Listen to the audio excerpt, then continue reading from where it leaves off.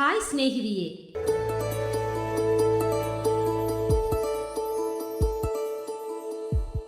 நோயற்ற வாழ்வு. வணக்கம்.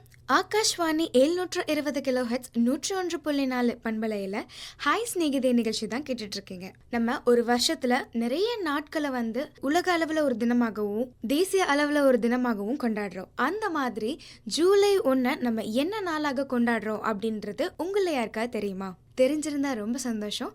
தெரியாதவங்களுக்கு நானே சொல்றேன்.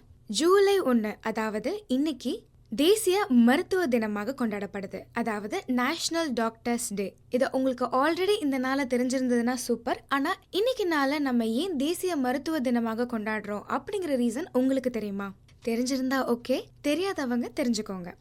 1882 பிறந்த டாக்டர் பிதான் சந்திரா ராய் அவரோட ஞாபகமாக தான் நம்ம இந்த நாளை கொண்டாடுறோம். இவர் ஃபிசிஷியனாகவும் வெஸ்ட் பெங்காலோட ஃபர்ஸ்ட் சீஃப் மினிஸ்டராகவும் இருந்திருக்காரு. ஸோ இன்னொரு விஷயம் என்ன அப்படின்னா 1882 ஜூலை 1 பிறந்த இவர் இதே நாளில் 1962 அவர் இறந்திருக்காரு. ஸோ அவரோட நினைவாக இந்த நாளை நம்ம தேசிய மருத்துவ தினமாக கொண்டாடுறோம். ஸோ இன்றைய நாளை இன்னும் சிறப்பாக்குறதுக்காக நோயற்ற வாழ்வு அப்படிங்கிற தலைப்பில் ஒரு டாக்டரோட பேச இருக்கோம். வணக்கம் மேடம். வணக்கம். நான் டாக்டர் ஹெப்சிபா கிருபாமணி, மகப்பேறு மருத்துவர், பேராசிரியராக இருந்து இப்போ தற்சமயம் மயிலாப்பூரில் ஹாஸ்பிட்டல் பணிபுரிஞ்சு கொண்டு இருக்கிறேன். Okay ma'am. என்னோட முதல் கேள்வி என்ன அப்படின்னா மேம், இப்போ குழந்தைகள் அதாவது 14 இயர்ஸ் 13 இயர்ஸ் அந்த மாதிரி பீரியட்ஸ் ஆக ஆரம்பிச்சிடறாங்க. இப்போ அந்த மாதவிடாய் வந்தால் ஆரம்ப காலத்தில் என்னென்ன ப்ராப்ளம்ஸ் வரலாம் மேம்? குழந்தைங்களுக்கு 10 வயதுலேருந்து 13 வயசு 14 வயசு வரையிலும் முதல் தடவையாக மாதவிடாய் வருது. சில சமயம் அவங்களுடைய உடலில் ரத்த சோகை இருக்கிறதுக்கு வாய்ப்பு இருக்குது. ஏன்னா நம்மளோட குழந்தைகள் சரியாக சாப்பிட மாட்டாங்க. அந்த ரத்த சோகை இருக்கிறதுனாலேயே முதல் தடவை வந்த பிறகு ஒரு 5-6 மாதம் வராமல் இருக்கிறதுக்கு வாய்ப்பு இருக்குது. அதுக்காக நம்ம பயந்துக்க வேண்டாம். முதல்ல காலத்தில் கொஞ்சம் தள்ளி தள்ளி வர்றதுக்கு வாய்ப்பு இருக்குது, ஒரு வருஷத்துலேருந்து 2 வருஷத்துக்குள்ளே. ஏன்னா அந்த ஹைப்போதலமஸ் என்ற பிரெயினில் இருக்கிற சென்டர்லாம் அப்போ தான் வளர்ச்சி அடைஞ்சிட்டு இருக்கிறதுனால அதில் மாதிரி இர்ரெகுலராக தள்ளி வர்றதுக்கு வாய்ப்பு இருக்குது. ஸோ அப்போ பயந்துட்டு நிறைய பேர் டாக்டர்கிட்ட வராங்க. அப்போ நாங்கள் ஒன்லி திங் நாங்கள் அவங்கக்கிட்ட சொல்கிறது ஒன்றும் இல்லை, பயப்படாதீங்க, கரெக்டாகிடும் அப்படின்ட்டு சத்து மாத்திரை, அயன் சத்து மாத்திரை தான் கொடுக்கறதுக்கு நாங்கள் இன்வேரியபிளி அயன் மாத்திரை கொடுத்து அவங்களுடைய ரத்த சோகையை குறைச்சாலே அவங்களுக்கு ஒழுங்காக பீரியட்ஸ் வர்றதுக்கு வாய்ப்பு இருக்குது. அதனால் பயப்பட வேண்டாம். அந்த சமயத்தில் பழைய காலத்துலலாம் நல்ல ஆரோக்கியமான சாப்பாட்டை கொடுப்பாங்க, அந்த குழந்தைங்களுக்கு ரெஸ்ட்டு கொடுப்பாங்க. இப்போ எல்லாம் ஜங்க் ஃபுட்டு அது இதுன்னு சாப்பிடும்போது அவங்களுக்கு அந்த அளவுக்கு அவங்களுக்குரிய சத்து கிடைக்க மாட்டேங்குது. ஸோ அந்த குழந்தைங்களுக்கு நல்ல சத்தான உணவு கொடுத்து அவங்கள பராமரித்து அவங்களுக்கு அதை எப்படி க்ளீன் பண்ணணும், எப்படி இருக்கணும், அது ஒரு வியாதி இல்லை, அது எல்லாம் சகஜமாக வர்றதான் அப்படிங்கிறதையும் குழந்தைங்களுக்கு சொல்லிக் கொடுக்கணும். அதோட ஹைஜீன் ரொம்ப இம்பார்ட்டண்ட். பாத்ரூம் போயிட்டு வந்த உடனே அதை டிஸ்போஸ் பண்ணுறதுக்கு எப்படி அப்படிங்கிறது சொல்லிக் கொடுக்கணும். கையை கழுவுறது எப்படி, அதெல்லாம் கரெக்டாக குழந்தைங்களுக்கு சொல்லிக் கொடுத்தா அவங்க அதை பற்றி அவங்க அதை சகஜமாக ஆக்கிக்குவாங்க. அதுக்கு ஒரு பெரிய ஐயோ என் குழந்தைக்கு இப்படி ஆயிடுச்சே அப்படி ஆச்சேன்னு அவங்கள பயமுறுத்தக்கூடாது. இது எல்லாருக்கும் வர்றது தான், நல்லா சாப்பிடு, அப்போ தான் உங்களுக்கு எல்லாம் நல்லா இருக்கும் அப்படிங்கிறத அவங்கள உணர வைக்கணும். ஓகே. முன்னாடி காலத்தில் 18 வயது வரைக்கும் மாதவிடாய் ஆகாமல் இருந்திருக்காங்களா மேம்? 18 வயசு வரையிலும் வரலன்னா தப்பு. 16 வயசு 18 வயசுக்குள்ளே வரலன்னா அதில் ஏதோ கோளாறுங்கிறத கண்டுபிடிச்சிருவோம். 13 வயசு மேக்ஸிமம் 10 to 13 அவங்களுக்கு முதல் மாதவிடாய் வர்றதுக்கு வாய்ப்பு இருக்குது. Okay ma'am. நம்ம இப்போ பார்க்குறோம் குழந்தைகள் 16 வயசுலேருந்து 13, 12 அப்படின்னு அவங்களோட வயசு குறைஞ்சிட்டே வருது இந்த மாதவிடாய் காலம் ஆரம்பிக்கிற தருணம். ஆனால் இப்போது ரீசெண்டாக இந்த மாதவிடாய் வர நேரமே 8, 9 அப்படின்னு குறையிறது நீங்கள் எப்படி பார்க்குறீங்க? 8 வயசு 7 வயசுலலாம் குழந்தைங்க மாதவிடாய் வந்துச்சுன்னா அதை போய்ட்டு டாக்டரை போய் பார்க்கணும், ஏதாவது பிரச்சனையாங்கிறத பார்க்கணும். நார்மலாக ஆவரேஜ் ஏஜ் 10 to 13 இயர்ஸ் முன்னாடியே வந்தாங்கன்னா அதில் ஏதாவது பிரச்சனை இருக்குன்றது அர்த்தம். ஸோ அவங்க டாக்டர் அணுகி என்ன ஏதுன்னு பார்க்கணும். ஸோ காமனாக இது ஜங்க் ஃபுட்ஸை தவிர வேறு என்ன ப்ராப்ளமாக இருக்கலாமா? ஜங்க் ஃபுட்னால சீக்கிரமாக வருங்கிறது கிடையாது. ஓகே, புரியுதா? அந்த சமயத்தில் ஃபஸ்ட்டு டைம் அவங்க குழந்தை, அதுக்காக தான் அவங்க அந்த புஷ்பவதி ஆகும்போது ஒரு சில ஃபங்க்ஷன்லாம் வைக்கிறாங்க.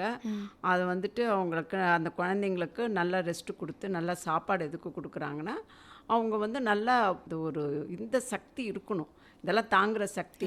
ஏன்னா மாதம் மாதம் ப்ளீட் ஆகும்போது 80 ml to 100 ml ஆகும்போது அவங்க ரத்த சோகை வரும் குழந்தைங்களுக்கு. எல்லாருக்குமே வரும். மேக்ஸிமம் லிமிட் 80 to 100 ml தான் 3 நாளில் ஆக வேண்டியது. அதை மீறி ஆச்சுன்னா அவங்களுக்கு ரத்த சோகை வரப்போகுது. அப்போ நல்ல ஆகாரம் கொடுக்கணும்.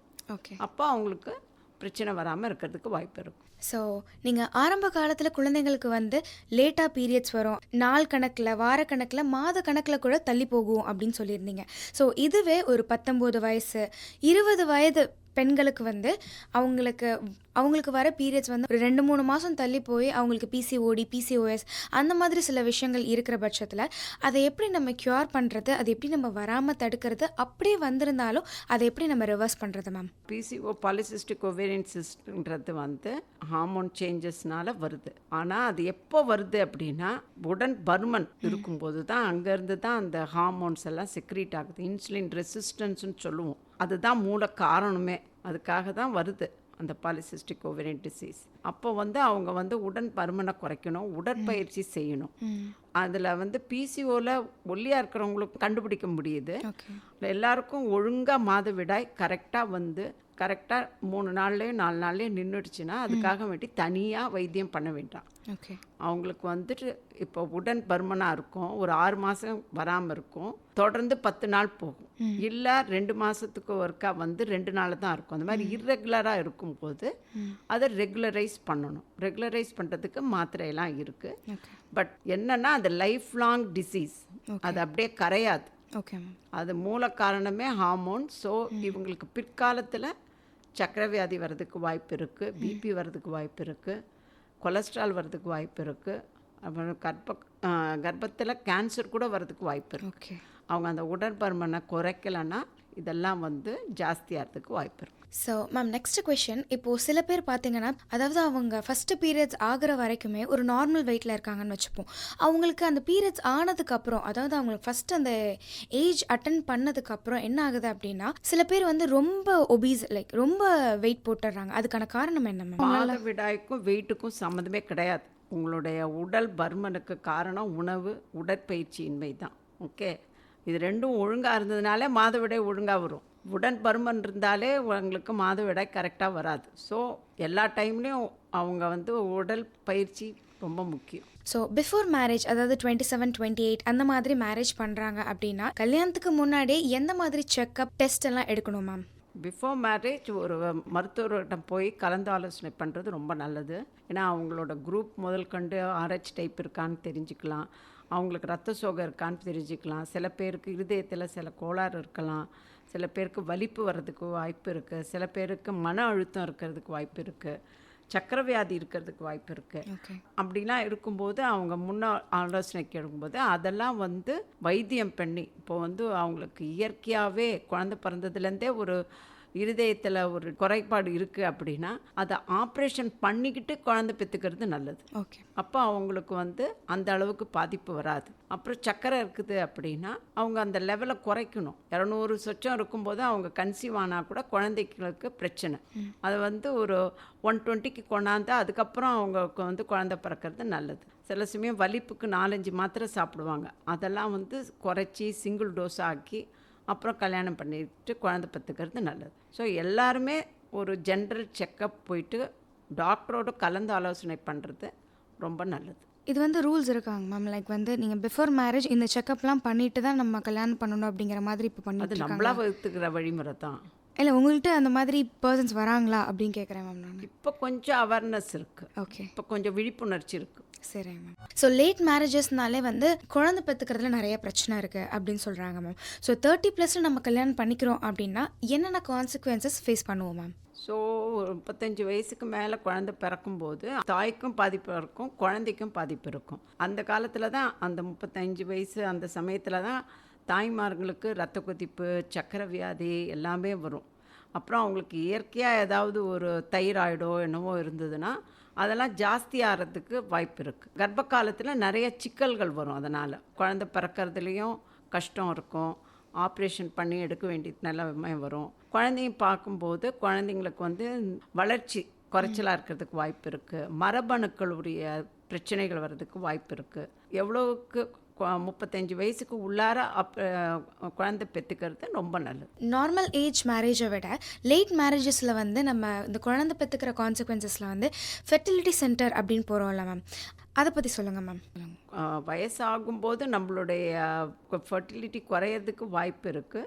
அட் த சேம் டைம் கணவனும் மனைவியும் சேர்ந்து போய் அங்கே ஆலோசனை பெற்றுக்கொள்வது நல்லது தான். இதில் பெண்களுக்கும் குறைபாடு இருக்கிறதுக்கு வாய்ப்பு இருக்குது, ஆண்களுக்கும் குறைபாடு இருக்கிறதுக்கு வாய்ப்பு இருக்குது. அது எத்தனையோ ஒரு காரணங்கள்னால இருக்கலாம். அதுக்கு தகுந்த சிகிச்சைகள் நிறையா இருக்குது, நவீன சிகிச்சைகள் இருக்குது. நவீன சிகிச்சையை பெற்றுக்கொள்ளும் போது அவங்களுக்கு வந்து ஒரு குழந்தையின்மை போக்கி ஒரு குழந்தை கிடைப்பதற்கும் வாய்ப்பு இருக்குது.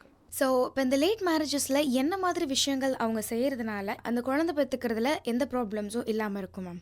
லேட் மேரேஜின் போது எல்லா பிரச்சனையும் வரதான் செய்யும். அவங்களுக்கு அவங்க வயசு ஆக ஆக சில மாற்றங்கள் வருது. அதனால் அவங்க நல்லதாக சாப்பிட்டுக்கிட்டே இருந்தால் பிரச்சனை வராதுன்றது இல்லை. அவங்களுக்கு வந்து வயசாகும்போது எல்லா சேஞ்சஸும் மாறுது, உடல்லே சேஞ்சஸ் வரும். அவங்களுக்கு பிபி வரதுக்கு வாய்ப்பு இருக்குது, சக்கரை வியாதி வாய்ப்பு இருக்குது, இருக்கிற வியாதிகள் ஜாஸ்தியாகிறதுக்கு வாய்ப்பு இருக்குது. அந்நேரம் கர்ப்பம் ஆகும்போது அவங்களுக்கு அது அடிஷ்னல் பேர்டன் ஆகும். ஒரு சில சமயத்தில் இல்லை சந்தர்ப்ப சூழ்நிலைனால லேட் மேரேஜ் தான் ஆகுது அப்படின்னா நம்ம என்ன மாதிரி ப்ரிகாஷன் பண்ணிக்கலாம் மேம்? அது அவங்க மனநிலைமையை அவங்க தான் வந்து சரி பார்த்து வச்சுக்கணும். அவங்க ஏதோ ஒரு காரணத்தால் லேட்டாக ஆகுதுன்னா அவங்களுக்கு இந்த மாதிரி சிக்கல்கள் வரும் அப்படிங்கிறது தெரிஞ்சு முன்கூட்டியே இப்போ கர்ப்பமானாங்கன்னா 8 வாரத்திலே போய் டாக்டரை பார்க்கணும், ஸ்கேன் பண்ணணும், 12 வாரத்தில் பண்ணணும், 20 வாரத்தில் பண்ணணும். அவங்களுடைய ரத்த அழுத்தம் எப்படி இருக்குன்னு பார்க்கணும், ரத்த சோகை இருக்கா பார்க்கணும், ரத்தத்தில் சக்கரை இருக்கா பார்க்கணும். கர்ப்பிணி பெண்களோட இவங்க வந்து அதிகமான பிரச்சனைகள் வாய்ப்பு இருக்குது. அதனால் ஏர்லியாகவே கர்ப்பம் ஆனாங்கன்னா ஏர்லியாக போய் செக்கப் பண்ணி பார்த்துக்கிறது நல்லது. இதுக்கப்புறம் கர்ப்பப்பை கேன்சர், அதை பற்றி கொஞ்சம் சொல்லுங்கள் மேம். கர்ப்பப்பை கேன்சரில் தான் நம்ம நாட்டில் நிறையா உயிரிழப்பு இருக்குது. ஆனால் அது வந்து அழகாக நம்ம வந்து முன்கூட்டியே கண்டறியறதுக்கு நிறைய டெஸ்ட்டுங்க இருக்குது. ஸோ எல்லா கல்யாணம் ஆன பெண்களும் போயிட்டு டாக்டர்கிட்ட போயிட்டு பாப்ஸ்மியர், பீரியாடிக்காக பாப்ஸ்மியர் ஒன்ஸ் இன் 4 years அந்த மாதிரி 65 வயசு வரையிலும் பண்ணணும். பாப்ஸ்மியர் நெகட்டிவாக இருந்துச்சுன்னா நம்ம வந்து ஃப்ரீக்குவென்சியை குறைக்கலாம். பாசிட்டிவாக இருந்தால் அதுக்கு அடுத்த ஸ்டெப்பு கால்போஸ்கோப் பண்ணி கர்ப்பப்பையில் எங்கே புண்ணு இருக்குன்னு பார்த்து அதை சதை எடுத்து அதுக்கு ஏற்ற மாதிரி டெஸ்ட் பண்ணலாம். அதுக்கு வந்து கர்ப்பப்பையை தான் டோட்டலாக எடுக்கணும்லாம் இல்லை, மற்ற சிகிச்சைகளாகவும் இருக்குது. லோக்கலாக சில வைத்தியங்கள் பண்ணலாம். ஸோ அது கண்டறியறது ரொம்ப நல்லது. பீரியாடிக்காக போய் செக்கப் பண்ணணும். இந்த கர்ப்பப்பையை நம்மளுக்கு ஆரோக்கியமாக இருக்கா இல்லையா அப்படிங்கிறத நம்ம எந்த வயசுலேருந்து செக் பண்ண ஆரம்பிக்கணும் மேம்? கல்யாணம் ஆனதுலேருந்து கண்டிப்பாக செக் பண்ணிகிட்டே இருக்கணும். ப்ரெக்னன்சி டைமில் செக் பண்ணுவாங்கன்னு சொல்லியிருந்தீங்க மேம். நம்ம குழந்தை பிறந்ததுக்கு அப்புறமும் போய் செக்அப் பண்ணுவோம். இப்போ அந்த குழந்தைக்கு ஒரு 10 வயசு ஆகுதுன்னு வச்சுக்கோங்களேன். அந்த மாதிரி இருக்க சமயத்தில் 3 years ஒன்ஸ் நம்ம போயிட்டு 3 years they have to take the pap smear. Okay. So இந்த கர்ப்பப்பை கேன்சரை வர்றதை நம்ம எந்த மாதிரி தடுக்க முடியும் மேம்? நம்மளால் என்ன ப்ரிகாஷன் பண்ணுறதுனால, என்ன விஷயங்கள் நம்ம எடுத்துக்கிறதுனால, செய்கிறதுனால இந்த ஒரு விஷயத்தை நம்மளால் தடுக்க முடியும் மேம்?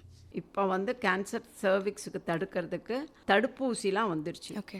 9 வயசுலேருந்து 14 வயசுக்குள்ளேயே 2 தடுப்பூசி போட்டால் இப்போது வந்து தடுக்கிறதுக்கு வாய்ப்பு இருக்குது. அந்த கர்ப்பப்பை வாயில் உள்ள கேன்சரே ஒரு வைரஸ்னால் வருது. ஸோ இப்போ வந்து அதுக்கு தடுப்பூசி இருக்கிறதுனால இப்போ வந்து நம்ம தமிழ்நாட்டில் கூட அதை பற்றி பேசிகிட்டு இருக்காங்க. அதை ஃப்ரீயாக மற்ற வேக்சின் மாதிரியே போலியோ தடுப்பூசி மாதிரி இதையும் போடலாம் அப்படின்னு சொல்லிட்டு. அப்படி இல்லைன்னா கூட குழந்தை இந்த தடுப்பூசி வந்து அவங்க வந்து கல்யாணம் ஆகிறதுக்கு முன்னாடி பண்ணால் ரொம்ப எஃபெக்ட். ஓகே. பட் பரவாயில்ல, ஆன பிறகும் இதை போட்டுக்கலாம். இப்போ வந்து 2 தடுப்பூசி போட்டால் போதும். இப்போ ஏன்னா வந்து அவங்க நானோ வேலண்ட்டுன்னு ஒன்று கொண்டாந்துட்டாங்க. 2 தடுப்பூசி விட்டால் போடும். இப்போ சில்ட்ரன் அப்ராட்லலாம் சில்ட்ரனுக்கே போடுறாங்க. அதாவது 10 வயசுலேருந்து 12 வயசு 13 வயசு பாய்ஸுக்கும் போடுறாங்க, கேர்ள்ஸுக்கும் போடுறாங்க. ஓகே. ஏன்னா இது வைரஸ் மூலமாக பரவுறதுனால அந்த தடுப்பூசி இப்போ வந்துருக்கு. ஓகே. ஸோ இந்த ஃபேமிலி பிளானிங் அப்படிங்கிற ஒரு விஷயத்தில் மேல் அண்ட் ஃபீமேல் 2 பேர்த்தில் ஃபீமேல் தான் வந்து ஆப்ரேஷன் பண்ணிக்கிறாங்கன்னும், அவங்க வந்து கொஞ்சம் மேல் பண்ணாங்கன்னா அந்த ப்ராசஸ் சின்னதோன்னும், ஃபீமேல் பண்ணிக்கிட்டால் அந்த ப்ராசஸ் வந்து கொஞ்சம் பெருசு அண்ட் ஆல்சோ பெயின்ஃபுல்லாக இருக்குது அப்படின்னு சொல்கிறாங்க மேம். அது உண்மையா? அப்படிலாம் ஒன்றும் கிடையாது. அது ஒரு சின்ன ஆப்ரேஷன். Okay ma'am. அதனால தான் அது குழந்தை பிறந்த உடனே பண்ணுறது. எப்போவும் ரெஸ்ட்டு 40 நாளைக்கு எப்போவும் குழந்தை எந்த வீட்டில் குழந்தை பிறந்தாலும் 40 நாள் அவங்களுக்கு ரெஸ்ட் தருவாங்க. எல்லா போஷாக்கும் கொடுப்பாங்க. அப்போவே பண்ணிட்டு போகிறது ஈஸி. அப்புறம் சிசேரியன் ஆச்சுனாலும் அது கூடயே பண்ணுறது ஈஸி. அதனால தான் அதுக்கு தனியாக ரெஸ்ட் எடுக்கணும்லாம் கிடையாது. அது ஒரு சின்ன ஆப்ரேஷன். மேம் அது கூடயே சரி ஓகே குழந்தை பிறக்கும்போது நம்ம அதே பண்ணிக்கிறோன்னா அது ஓகே ஃபைன். பட் இது இல்லாமல் குழந்தை பிறந்து ஒரு 10 வருஷம் கழிச்சு ஸோ நம்ம எப்போ இப்போ வேணாலும் பண்ணலாமே, அதில் என்ன பெரிய விஷயம்? அது சின்ன சின்ன ஆப்ரேஷன் தானே. Okay ma'am. ஸோ இது வந்து ஒரு சின்ன ஆப்ரேஷன். இது வந்து மேல் ஆர் ஃபீமேல் 2 பேத்துல யார் பண்ணிக்கிட்டாலும் ஒன்றும் ப்ராப்ளம் இல்லை. ஸோ மேல் பண்ணால் வந்து பெயின் கம்மியாக இருக்கும், ஃபீமேல் பண்ணால் பெயின் அதிகமாக இருக்கும் அப்படிலாம் எதுவும் இல்லையா மேம்? 2 ப்ரொசீஜரும் சிம்பிள் தான், ஈஸி தான். அவங்கவுங்க குடும்பத்தில் யோசித்து அவங்க பண்ணிக்கணும். இதுதான் கஷ்டம் அதுதான் கஷ்டம்னு கிடையாது. Okay ma'am. ஸோ அடுத்து விமன்ஸ்க்கு வந்து இந்த போன் ஹெல்த், விமனுக்கு வந்து ஈஸியாக அந்த 40+ வந்து அவங்களுக்கு தேய்மானம் அதிகமாகுது அப்படின்னு சொல்கிறாங்க மேம். ஸோ இது வந்து நம்ம கொஞ்சம் ப்ரிகாஷனாக போனை வந்து ஹெல்த்தியாக இருக்கிறதுக்கு நம்ம என்ன விஷயங்கள்லாம் பண்ணலாம் மேம்? ஸோ அதே மாதிரி எந்த ஏஜ்லேருந்து நம்ம சரியாக இந்த விஷயங்கள் எடுத்துக்கிறதுனால நம்ம கொஞ்சம் ஹெல்த்தியாக இருக்க முடியும் மேம்? போன் தனியாலாம் ஹெல்த்தியாக வைக்க முடியாது. போன் ஹெல்த் வந்து சின்ன வயசுலேருந்தே ஆரம்பிக்கணும். Okay ma'am. சின்ன வயசுலேருந்தே இப்போல்லாம் உட்காந்து அந்த ஸ்க்ரீன் பார்த்தே பொழுது கழிக்கிறாங்க.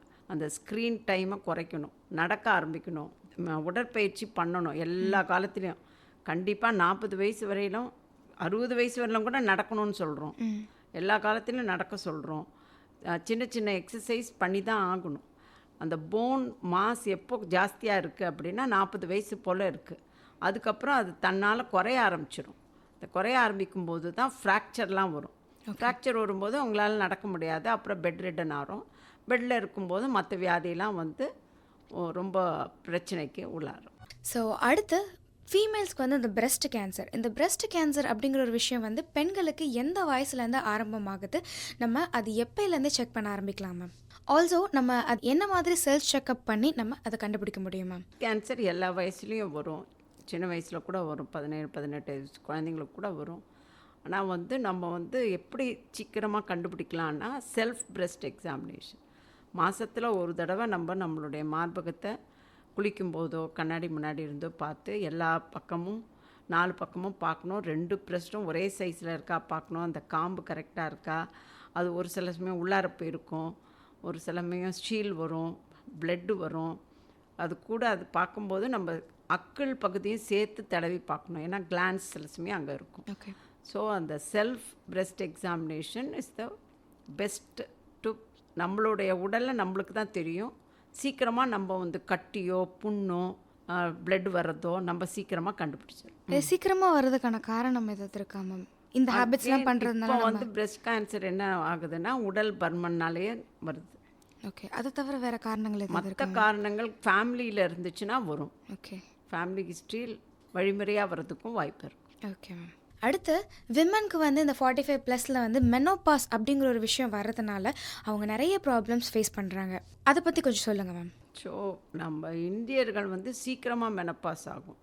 47-48 வயசுலேயே மெனோபாஸ் வந்துடும்.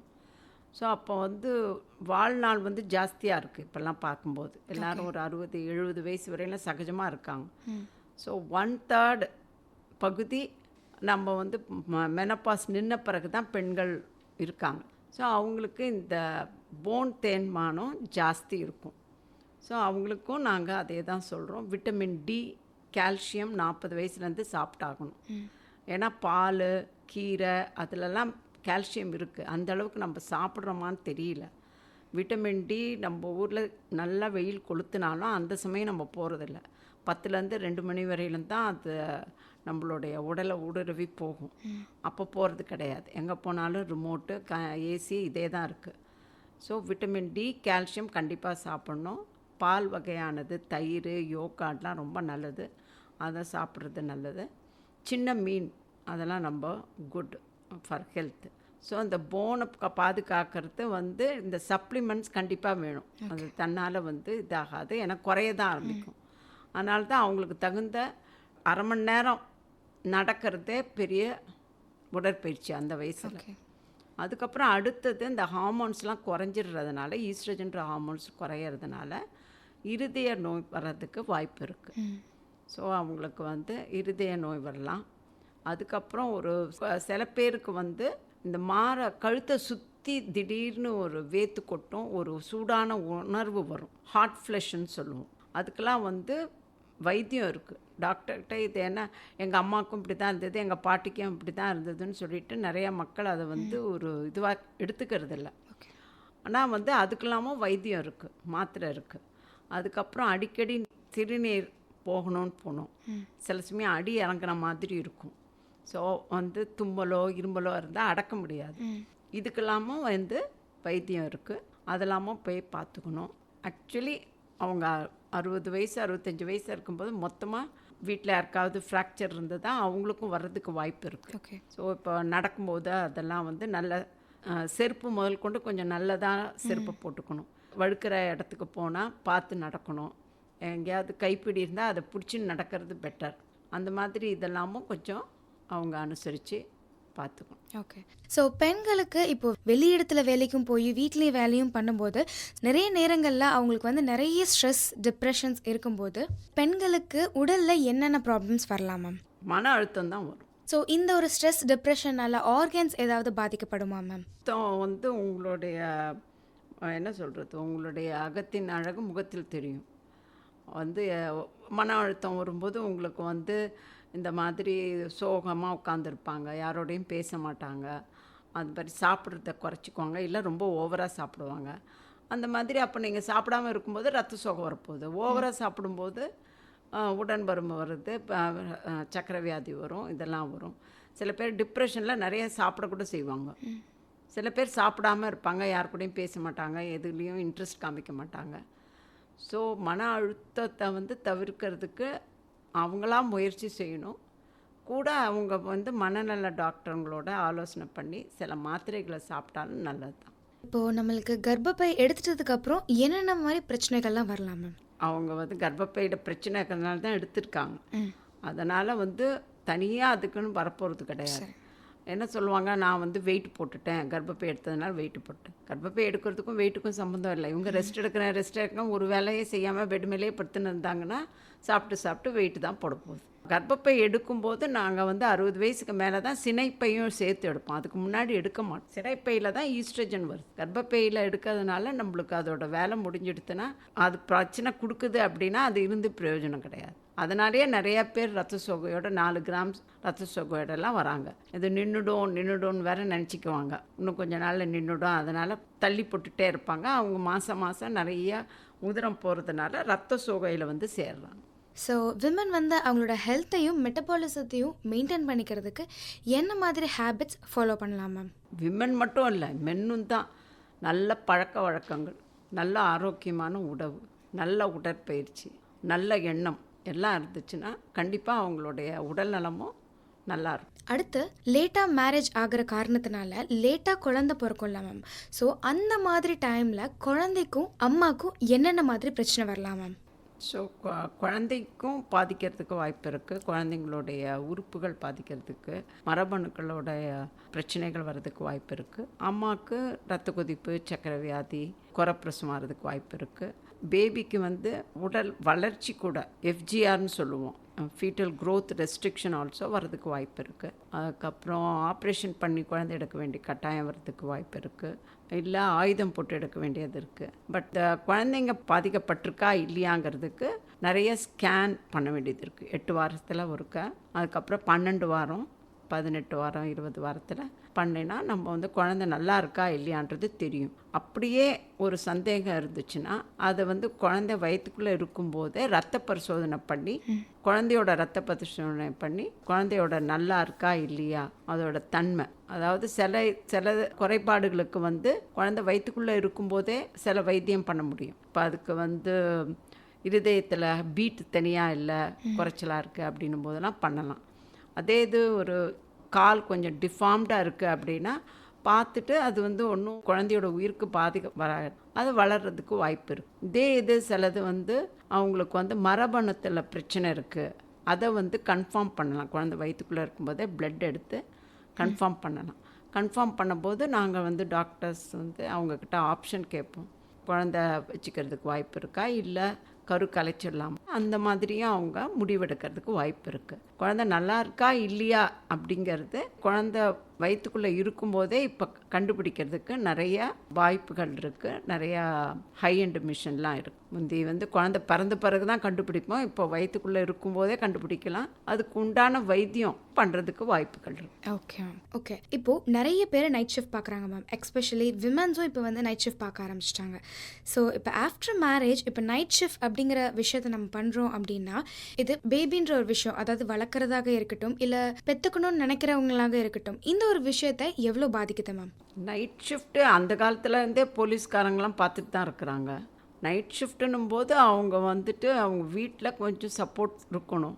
குழந்த பிறந்தாலும் அந்த நைட்டுக்கு தன்னை தயார்படுத்திச்சுக்கணும். மற்றபடி வந்து அவங்களுக்கு அந்த செக்கப் டைமிங்ஸ்லாம் கரெக்டாக வந்து லீவ் எடுத்துகிட்டு வரணும், பிளான் பண்ணிக்கணும். அவங்களுக்கு நைட் ஷிஃப்ட் இருக்குது அப்படின்னா பீரியாடிக் செக்கப் வர அன்னைக்கு ஆஃபோ லீவோ எடுத்துகிட்டு வரணும். அங்கேயும் அவங்க வந்து எக்ஸசைஸ் சென்டர்லாம் இருக்குது எல்லா கார்ப்பரேட் ஆஃபீஸ்லேயும். அது ப்ரெக்னென்சி போது அங்கேயே செக்கப் இருக்குது, லேபெல்லாம் இருக்குது. அங்கேயே அவங்க பார்த்துக்கிறதுக்கு வாய்ப்பு இருக்குது. ஒன்லி திங் கொஞ்சம் சப்போர்ட் தேவை. பகலில் வந்த உடனே அங்கே வீட்டில் பார்த்துக்கிறதுக்கு ஆள் ஏதாவது இருந்தால் கொஞ்சம் அவங்களுக்கு ஈஸியாக இருக்கும். அப்படி இல்லைன்னா தூங்கி எழுந்து ஏதாவது பண்ணிக்க வேண்டியது தான். Okay ma'am. பட் இப்போ பிஃபோர் மேரேஜ் அவங்க நைட் ஷிஃப்ட் பார்க்குறாங்க அப்படின்னா ஃப்யூச்சரில் இதனால் ஏதாவது ப்ராப்ளம்ஸ் வருமா மேம்? நைட் ஷிஃப்ட் பார்க்கறதுனால தான் வீட்டில் வந்து நல்லா தூங்கிடுறாங்களே அவங்க. அதனால வந்து உங்களோட ஹார்மோன்ஸ்லாம் தப்பாக சுரக்க போகிறதில்ல. திருப்பி வந்து 6 மணி நேரம் 8 மணி நேரம் தூங்கினா போதுங்கிறாங்க. பகலெல்லாம் தூங்கிட்டு தானே நைட்டு வேலைக்கு போகிறாங்க. ஸோ அதில் வந்து அவங்களுக்கு ஒன்றும் உடம்பு கெட்டு போகிறது கிடையாது. அவங்களோட டயட் ஹேபிட்ஸ் கொஞ்சம் மாற்ற வேண்டியது இருக்கும். அவங்க உட்காந்து நைட்டு வந்து 9 மணி காலையில் வரலாம் முழிச்சிட்டு இருக்கும்போது உட்காந்து ஒரு பெரிய பிரியாணியோ அதையோ சாப்பிடும்போது ஜீரணம் ஆகாது. லைட்டான டயட்டை சாப்பிடணும். இப்போது இந்த ஃபெர்டிலிட்டி சென்டர் அப்படிங்கிற ஒரு விஷயத்தில் அவங்களுக்கு நிறைய ஸ்கோப் வந்துட்டதுனால ஆரம்பத்திலே, அதாவது கல்யாணம் ஆகி ஒரு வருஷம் இல்லை 1.5 வருஷத்துக்குள்ளேயே வெயிட் பண்ணாமல் உடனே ஃபெர்டிலிட்டி சென்டர் போகிறத பற்றி நீங்கள் என்ன நினைக்கிறீங்க மேம்? இல்லை, இப்போ அவங்க பாதி பேர் கல்யாணம் கட்டுறதே லேட்டாக காமிறாங்க. யூஸ்வலாக 1 வருஷத்தில் குழந்தை தங்கலைன்னா சயின்டிஃபிக்காக டெஸ்ட் பண்ணுறது நல்லது. அவங்க அதில் பிரச்சனை இருக்கிறதுனால தானே அங்கே போகிறாங்க. குழந்தை இல்லைன்ற ஒரு பிரச்சனைக்கு தானே போகிறாங்க. இப்போ அங்கே உள்ள அட்வைஸ் கேட்டு தானே ஆகணும். ஸோ நம்ம கர்ப்பப்பை கேன்சரை பற்றி பேசும்போது நீங்கள் இந்த சர்விக்கல் கேன்சரை பற்றி சொல்லியிருந்தீங்க மேம். அதாவது கர்ப்பப்பை வாய் புற்றுநோய் பற்றி சொல்லியிருந்தீங்க. ஸோ இந்த சர்விக்கல் கேன்சருக்குமே நம்ம வேக்சின் எடுத்துக்கணுமா? ஸோ அதுக்கான அவேர்னஸ் எப்படி இருக்குது, அதை பற்றி கொஞ்சம் சொல்லுங்கள் மேம். கேன்சர் சர்விக்ஸுக்கு தான் வேக்சின் இருக்குது, அதுக்கு தான் தடுப்பூசிலாம் இருக்குது, தடுப்பு முறையெல்லாம் இருக்குது. கேன்சர் சர்விக்ஸ் இஸ் தி கர்ப்பப்பை வாய் புற்றுநோய். ஸோ இந்த சர்விக்கல் கேன்சர் வர்றதுக்கு எக்ஸ்டர்னல் ஹைஜீனும் காரணமாக இருக்கா மேம்? இப்போ எல்லாம் வந்து வைரஸ் மூலமாக, அதனால தான் தடுப்பூசியே வந்திருக்கு. இந்த பீரியட்ஸ் டைமில் பெண்கள் வந்து ஒரு சிலர் சூடாக குடிக்கிறதாக இருக்கட்டும், ஒரு சிலர் வந்து சில்லுன்னு குடிக்கணும்னு நினைப்பாங்க, சில பேருக்கு வந்து ஹீட்டிங் பேட் வச்சுப்பாங்க. இந்த மாதிரி சில விஷயங்கள் செய்யறதுல எது சரி எது தவறு மேம்? ஓரளவுக்கு பெயின் நார்மல். தொடர்ந்து அவங்களுக்கு பொறுக்க முடியாமல் ஆஃபீஸ்க்கு லீவ் போடுறாங்க, ஸ்கூலுக்கு லீவ் போடுறாங்கன்னா அதில் ஏதோ பிரச்சனை இருக்குதுன்னு அர்த்தம். அப்போ அவங்க போய் ஸ்கேன் பண்ணி பார்த்துட்டு டாக்டரை போய் பார்க்கணும். அவங்களா வைத்தியம் பண்ணிக்கிறதுல அர்த்தம் இல்லை. மென்னை கம்பேர் பண்ணும்போது விமென்க்கு வந்து தைராய்டு ப்ராப்ளம்ஸ் அதிகமாக இருக்கும். இப்போ இதுக்கு முன்னாடி விட இப்போ வந்து அந்த தைராய்டு அப்படிங்கிற ஒரு பிரச்சனை வந்து விமென் கிட்ட வந்து ஒரு 10ல் ஒரு 3லேருந்து ஒரு 4 பேராவது எனக்கும் இருக்குது அப்படின்னு வந்து ஆரம்பத்தில் சொல்கிறதுனால அந்த ஒரு விஷயம் வரதுனால நிறைய ப்ராப்ளம்ஸ், பின்னாடி ஹேர் ஃபால், பீரியட்ஸ் வந்து வராமல் இருக்கிறதாக இருக்கட்டும், ஒபிசிட்டி, இது எல்லாமே வருது மேம். இந்த தைராய்டு வர்றதுக்கான காரணங்கள் என்னென்ன மேம்? அதுவும் ஒரு என்டோக்ரைன் டிசீஸ் தான். சாப்பிட்றதுனாலையோ அதனாலேயோ வர்றது கிடையாது. இப்போ டயபெட்டிஸ் எப்படி வருது, அதே மாதிரி அது ஒரு என்டோக்ரைன் ப்ராப்ளம். இப்போ நம்ம ஸ்க்ரீன் பண்ணுறதுனால we are able to pick up நிறையா பேரை நம்ம வந்து கண்டுபிடிக்கிறோம். ஸோ அதனாலேயே மென்ஸ்ட்ரல் ப்ராப்ளம்ஸும் வரலாம். அப்போது அதை கரெக்ட் பண்ணும்போது உள்ளே இருக்கிற ஹார்மோன்ஸ் அதெல்லாம் இன்டர் ரிலேட்டட். அவங்களுக்கு வந்து ஹார்மோன் பிரச்சனை, அதை தைராய்டுன்றது ஒரு ஹார்மோன். ஓகே, அந்த ஹார்மோன் ப்ராப்ளம் வர்றதுக்கான காரணம் என்ன மேம்? அந்த ஹார்மோன் இஸ் அ டிஃபெக்ட். அது சாப்பிட்றதுனாலையோ அதனாலேயோ அது வந்து அஃபெக்ட் ஆக போகிறதில்ல. ஓகே, இப்போ அட்ரினல்னு ஒரு இது இருக்குது, அதில் இன்சஃபிஷியன்சி இருந்தால் கூட அவங்களுக்கு பிரச்சனை வரும். இப்போ பேன்க்ரியாஸில் பிரச்சனை இருக்கிறதுனால தான் டயபெட்டிஸ் வருது. ஸோ ஹைப்பர் தைராய்டிலும் இட் ரன்ஸ் இன் குடும்பத்தில் ஒருத்தங்களுக்கு இருந்தால் வருது, அம்மாவுக்கு இருக்கும்போது குழந்தைங்களுக்கு வருது. ஸோ அந்த ஹைப்பர் தைராய்டு இருக்கும்போது அவங்களுக்கு வந்து மலச்சிக்கல் வரலாம், இந்த மாதிரி மாதவிடாயில் பிரச்சனை இருக்கலாம், தொண்டை வந்து கரகரன்னு வரதுக்கு வாய்ப்பு இருக்குது. ஹைப்பரும் இருக்குது. சில சமயம் அதில் காய்டர் மாதிரி ஒன்று இருக்கிறதுனாலையும் அதில் ஒரு கட்டி வர்றதுனாலையும் இந்த மாதிரி கோளாறுகள் இருக்குது. ஜென்ரலாகவே அது சுரக்காமல் இருக்கிறதுனாலையும் வருது. ஓகே, இது மேபி வந்து நம்ம குடும்பத்தில் இருக்கிறதுனால வர்றதுக்கான வாய்ப்புகளும் இருக்குது. இதை வராமல் இருக்கிறதுக்கு நம்ம எதாவது தடுக்க முடியுமா மேம்? இந்த ஹார்மோனல் வந்து இந்த சேஞ்ச் ஆகாமல் இருக்கிறதுக்காக நம்ம ஏதாவது அதை ப்ரிவென்ட் பண்ண முடியும்? ப்ரிவென்ஷன்லாம் பண்ண முடியாது. It's a hormone. அது ஏன் ஒரு சிலருக்கு வருது, ஒரு சிலருக்கு வர்றதில்ல? ஏன் டயபெட்டிஸ் எல்லாருக்கும் வரதில்ல, சில பேருக்கு வருது. மேம் அவங்களுக்கு வந்து இப்போது ஓவரால் ஸ்ட்ரெஸ்ஸு இல்லை வேறு ஏதாவது மேம் இப்போ டயபெட்டிஸ்க்குமே வந்து ஃபுட் ஹேபிட்ஸ் இல்லை அது உங்களுக்கு வந்து உங்களோட பேன்க்ரியாசிஸ் இன்சஃபிஷியண்ட்டாக இருக்கிறதுனால தானே வருது.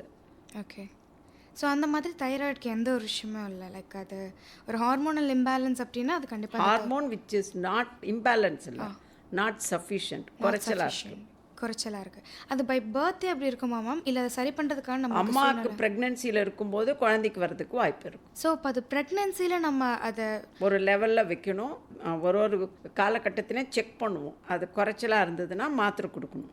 ஓகே, ப்ரெக்னென்சி டைமில் அது இப்போ நம்ம சக்கரை இருக்கா இல்லையான்னு பார்க்குற மாதிரி தைராய்டும் ஒரு காலகட்டத்திலையும் பார்ப்போம். ஸோ மென்னை விட கம்பேர் பண்ணும்போது விமனுக்கு தைராய்டு ப்ராப்ளம் இருக்கிறதுக்கான ரீசன் என்ன மேம்? அப்படின்னு நம்ம சொல்ல முடியாது. இப்போ கர்ப்பமாக வராங்க, அதனால் கண்டுபிடிக்கிறோம்.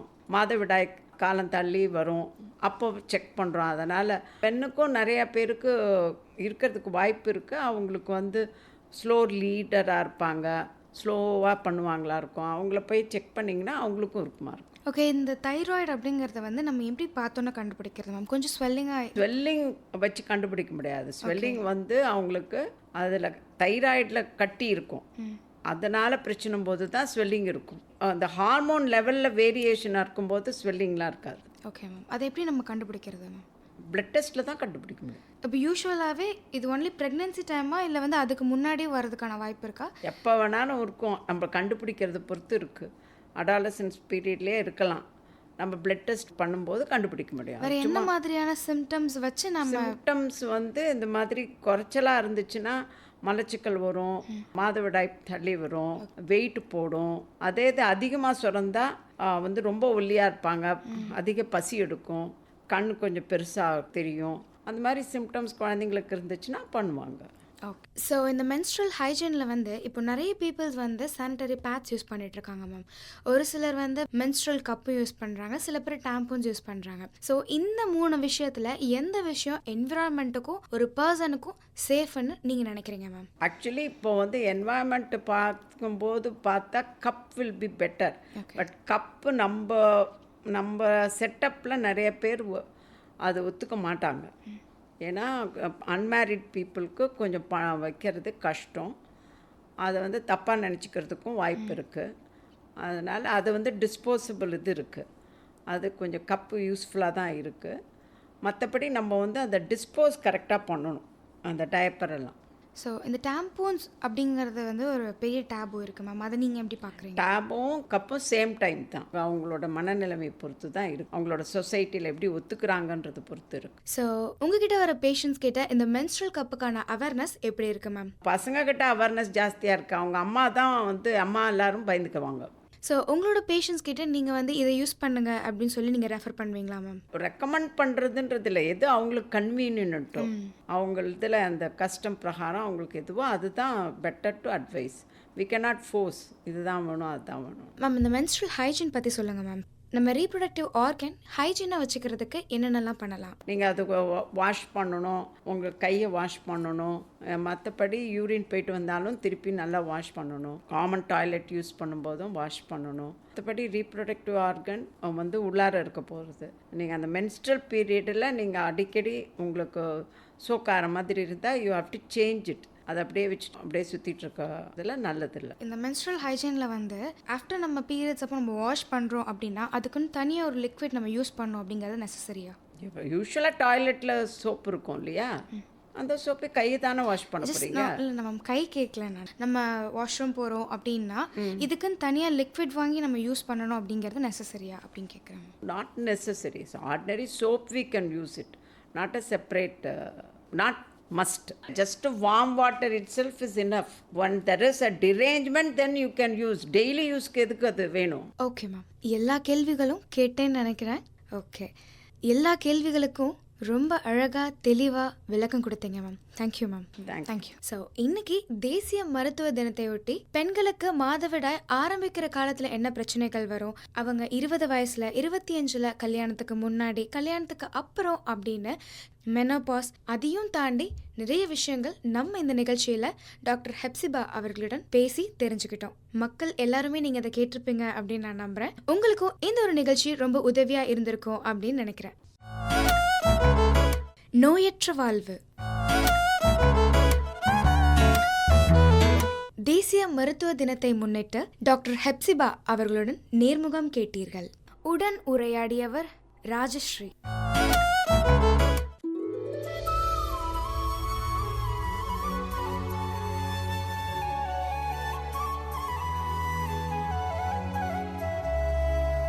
ಹಾಯ್ ಸ್ನೇಹಿತೆಯೇ,